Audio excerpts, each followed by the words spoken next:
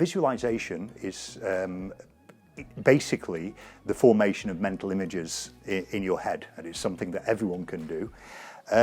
It can help students in lots and lots of different ways. For example, those who have mental images in their head when they read or when they listen are usually better readers and better listeners.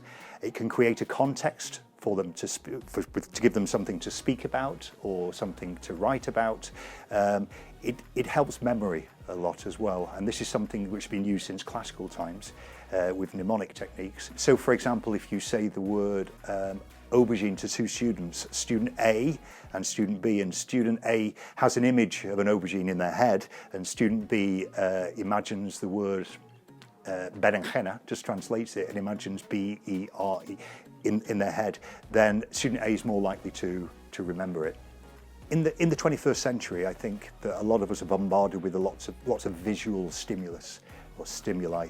And I remember in the past, if I was waiting for a bus or something like that, then I would just have to look into space, and that's where creativity and imagination happens. Yeah, these days I just whip out my mobile phone and I've got something to do. So it's quite difficult. We have to get our students used to using their imagination again. One activity I use is I take a book, I get my students to close their eyes, and they touch the book and run their fingers along all four sides of the book, and I get them to imagine that this book is their bedroom and the four sides are the walls of the bedroom.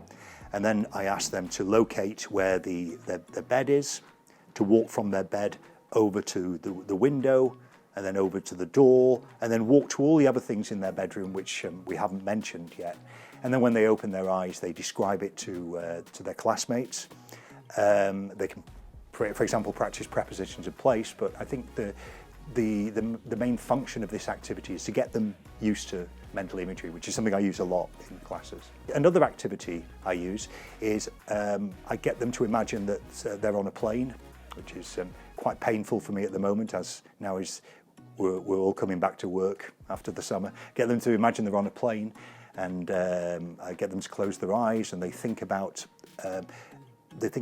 they feel the leather on the seats, they hear the air crew speaking, and smell the coffee that they're preparing, and then they get off the plane, and I play them some music, and I ask them to imagine that they're in a place, some place abroad.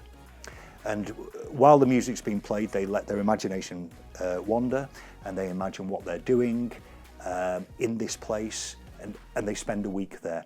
When they open their eyes, they can tell their partner, but also they could use it as an activity to write postcards or write to the English-speaking friend, just to tell them about what they've done in this week abroad.